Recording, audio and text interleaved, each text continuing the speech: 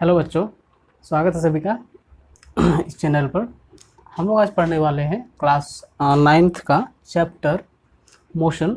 Okay, और उस chapter के अंदर हम लोग आज एक बहुत ही इंटरेस्टिंग टॉपिक पढ़ेंगे, that is uniform circular motion. Okay, uniform circular motion is the word suggest here. देखो वर्ड में ही मेरे को मिल रहा है। देखो हमने पढ़ा है पहले, यूनिफॉर्म मोशन पढ़ा है ना। यूनिफॉर्म मोशन क्या होता है?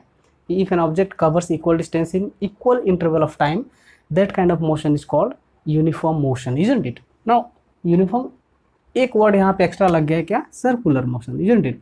अब सर्कुलर वर्ड का मतलब क्या है कि अगर कोई object equal distance equal interval of time में फॉलो कर रहा है और वो ऑब्जेक्ट सर्कुलर पाथ में मूव कर रहा है, मतलब क्लोज्ड पाथ में मूव कर रहा है। Are you getting? Closed path में। तो क्लोज्ड पाथ अगर बोले तो अलग अलग तरीके भी हो सकता है, लेकिन हम लोगों के यहाँ पे क्लोज्ड पाथ कौन सा स्पेसिफिकली बोलना पड़ेगा? Circular path. हाँ, तो कोई ऑब्जेक्ट अगर सर्कुलर पाथ में इक्वल डिस्टेंस तय कर रहा है इक्वल इंटरवल ऑफ टाइम में, that kind of motion is said to be uniform circular motion. हम लोग एग्जांपल लेते हैं। चलो पहला एग्जांपल हम लोग लेते हैं ये कि सपोज एक स्टोन को हमने क्या किया है, एक थ्रेड से बांध के उसको ऐसे घुमाएंगे, ठीक है ना। स्टोन को थ्रेड में बांध के ऐसे घुमाएंगे तो जो स्टोन होगा ये थ्रेड हो जाएगा सेंटर, और स्टोन जो है कैसा सा पाथ फॉलो करेगा? It will follow a circular path. And हम लोग उसको कांस्टेंट स्पीड से रोटेट करवाएंगे, ठीक है। तो हम लोग यहाँ पे बोल सकते हैं कि ये एक यूनिफॉर्म सर्कुलर मोशन का एग्जाम्पल है, ठीक है। दूसरा एग्जाम्पल लेते हैं, motion of earth around sun, motion of any other planets around sun, motion of moon around sun. ये सारे क्या है? यूनिफॉर्म मोशन का एग्जांपल है। इन सारे चीज़ों में एक चीज़ कॉमन क्या है कि ऑब्जेक्ट जो है सर्कुलर पाथ में मूव करता है और इक्वल टाइम में इक्वल डिस्टेंस ट्रेवल करता है, ठीक है। तो अगर मैं इसको डायग्रामेटिकली रिप्रेजेंट करूं तो ऐसा कुछ होगा। मान लो ये ऑब्जेक्ट है, कोई भी ऑब्जेक्ट जिसका मास है m, ठीक है, और ये एक सर्कुलर पाथ में मूव कर रहा है, ठीक है, एक सर्कुलर पाथ में मूव कर रहा है। चलो ये हो गया इसका, इस ऑब्जेक्ट का ये हो गया, मतलब इस सर्कुलर पाथ का ये हो गया क्या? Radius, isn't it? रेडियस होता है ना, हर एक कोई भी सर्कुलर पाथ है या फिर कोई भी सर्कल है उसका रेडियस होगा। And that radius, no you see, यहाँ पे बहुत चीज़ें मैं रिवील करूँगा, यहाँ पे बहुत चीज़ें बताऊँगा। पहली बात तो हम लोग डेफिनेशन लिख लेते हैं, उसके बाद में आगे बढ़ते हैं, ठीक है। चलो लिखते हैं definition. If so these are the examples of uniform circular motion and this is the definition, okay, as I told you. Now motion of what? Earth around sun, motion of moon around earth, and on a more example I have given that motion of an an athlete running in a circular path, okay, with constant speed. Here I have attached the word constant, that is यहाँ पे ये important बात है, ठीक है, constant लगाना पड़ेगा, otherwise किसी भी तरीके का मोशन से मूव करेगा सर्कुलर पाथ में तो वो यूनिफॉर्म सर्कुलर मोशन नहीं होगा, ठीक है। चलो इसके बारे में थोड़ा बात करते हैं। एथलीट अगर एक क्लोज्ड पाथ है, मान लो एक एथलीट ऐसे दौड़ रहा है, ठीक है, ऐसे दौड़ रहा है, तो यहाँ से यहाँ, यहाँ से यहाँ जाने के बाद यहाँ से यहाँ, यहाँ से यहाँ आना है उसको, तो इस दौरान वो कितना बार टर्निंग लेगा? मतलब अपने यहाँ पे ऐसे जाएगा, टर्निंग लेगा 1 2 3 4, तो 4 कॉर्नर से 4 टर्निंग लेगा, ठीक है। अगर मैं उसी को इसको मैं अगर ऐसा कर देता हूँ, मान लो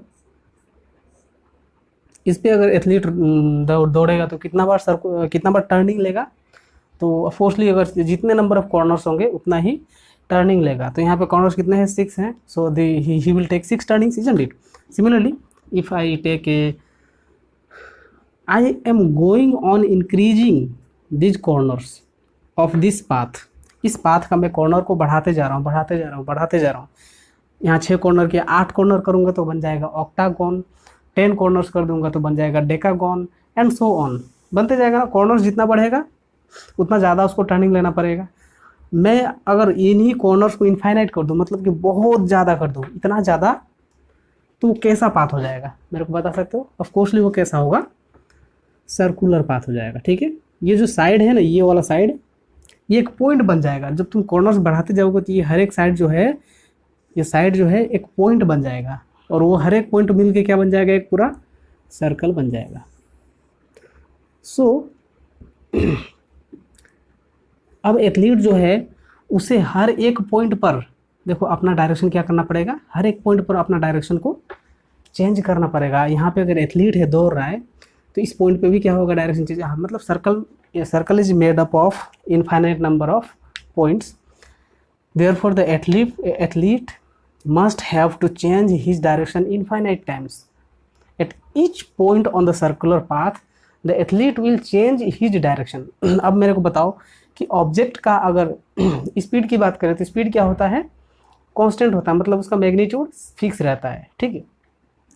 अगर वेलोसिटी की बात करें तो इसमें क्या होता है, मैग्नीट्यूड भी होता है एज वेल एज यहाँ पे डायरेक्शन भी। तो हम लोग यहाँ पे वेलोसिटी की बात करते हैं। देखो कोई भी ऑब्जेक्ट एक्सेलरेटेड मोशन में कब होता है, कोई भी ऑब्जेक्ट एक्सेलरेटेड मोशन में कब होता है, जब उसका वेलोसिटी चेंज हो। और वेलोसिटी चेंज कैसे होता है, velocity either by changing magnitude of the object, इस ऑब्जेक्ट का मतलब एथलीट का स्पीड अगर इंक्रीज हुआ या फिर डिक्रीज हुआ तो एक्सेलरेशन हो सकता है, या फिर ऑब्जेक्ट का डायरेक्शन चेंज, ऑब्जेक्ट का वेलोसिटी का डायरेक्शन भी अगर चेंज हो तो भी क्या होगा, एक्सेलरेशन होगा। देखो मैग्नीट्यूड चेंज हो रहा है तो भी मैग्नीट्यूड ऑफ स्पीड चेंज होगा, मतलब वेलोसिटी चेंज होगा तो भी एक्सेलरेशन होगा, और डायरेक्शन ऑफ वेलोसिटी चेंज होगा तो भी क्या होगा, एक्सेलरेशन होगा। दोनों ही केसेस में क्या होंगे, एक्सेलरेशन, ऑब्जेक्ट एक्सेलरेट होता है, ठीक है।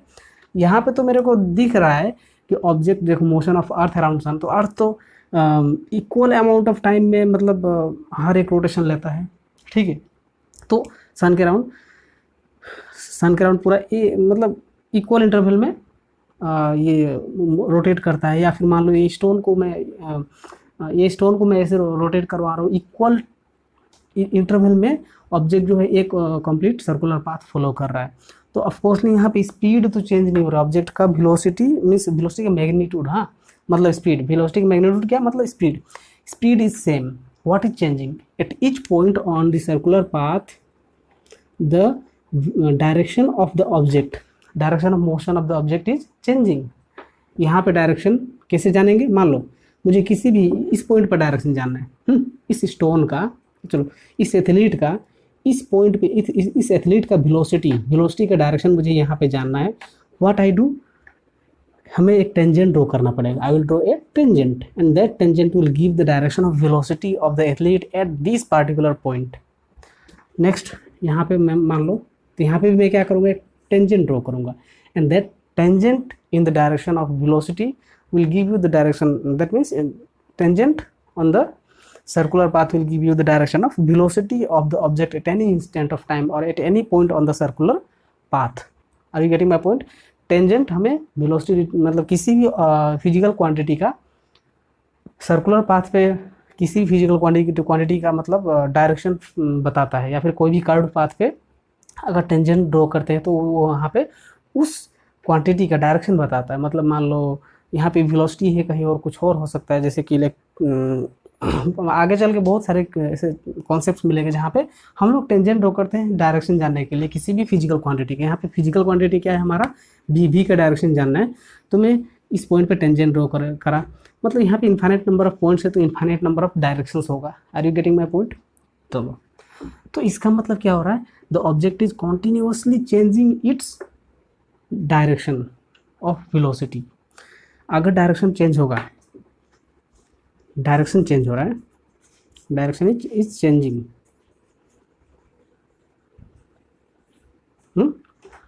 then what kind of motion I can say this?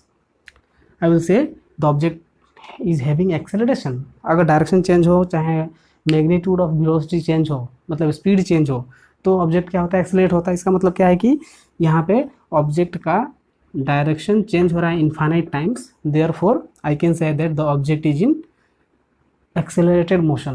When the object was moving in the circular path with constant speed constant है, सेम है, फिर भी एक्सेलरेशन हो रहा है। सोचो यहाँ पे क्यों, बिकॉज डायरेक्शन चेंज हो रहा है, वेलोसिटी का डायरेक्शन चेंज हो रहा है।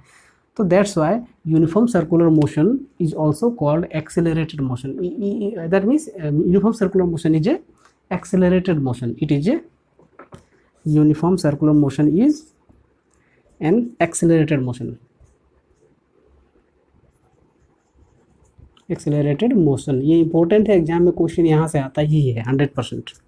ठीक है, इस टॉपिक में अगर टफ क्वेश्चन अगर मतलब या फिर ट्रिकी क्वेश्चन इंपॉर्टेंट क्वेश्चन है तो यहाँ पे है एक्सप्लेन हाउ यूनिफॉर्म सर्कुलर, और ऐसा क्वेश्चन आता है कि is uniform circular motion and accelerated motion, is uniform circular motion and accelerated motion. Answer क्या होगा? Yes, because at each point on the at each point of the circular path on which object is moving, okay, at each point object is changing its direction. That means direction of velocity is being changed at each point on the circular path. Therefore we can say that if direction changes, acceleration takes place, and in this way uniform circular motion is an accelerated motion. Okay, so अब यहाँ पे direction में यहाँ पे draw कर रहा हूँ। हाँ, देखो स्टोन को ऐसे रोटेट करवा रहा हूँ, ठीक है, तो जिसका मास सेम था। यहाँ पे अगर डायरेक्शन जाना हो तो क्या करूँगा? एक टेंजेंट ड्रॉ करूँगा ऐसे, ठीक है, और वो टेंजेंट वेलोसिटी के डायरेक्शन दे दिया, ठीक है, वो टेंजेंट मेरे को वेलोसिटी के डायरेक्शन दे देगा। थोड़ा गड़बड़ किया है।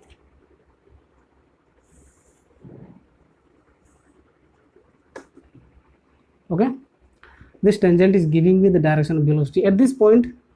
This will be my tangent like this will be direction of velocity. So velocity, direction of velocity changing at each point. Now what about acceleration? अगर acceleration हो रहा है तो acceleration में भी तो direction होना पड़ेगा ना। acceleration हो रहा है तो acceleration कहाँ दिख रहा है तुमको? हालांकि ऑब्जेक्ट तो सेम स्पीड से मूव कर रहा है through out this path, acceleration हो कहाँ रहा है? दिख रहा है क्या? नो। तो acceleration का डायरेक्शन देखो मैं दिखा रहा हूँ, एक्सेलरेशन का डायरेक्शन होगा इन दिस डायरेक्शन ए। क्यों?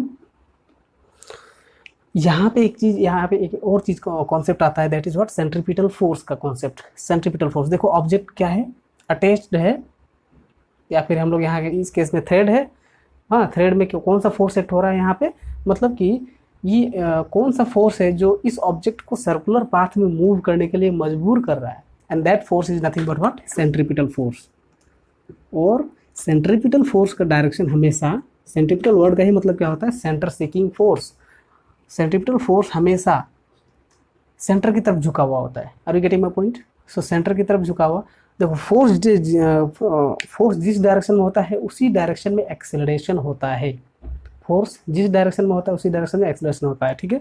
तो ये जो एक्सेलरेशन हो रहा है ऑब्जेक्ट में, change by change due to the changing in its direction, that is acting towards center of the circular path. Okay, so these if I write mathematically, okay, let us write the mathematical formula. You can see अगर object यहाँ से complete एक rotation करेगा तो कितना distance तय करेगा? Of coursely इस सर्कल का सर्कमफेरेंस के बराबर होगा वो डिस्टेंस, ठीक है। So in one, that means in one revolution, ऐसा लिख सकता हूँ ना, revolution distance is equal to हो जाएगा सर्कमफेरेंस।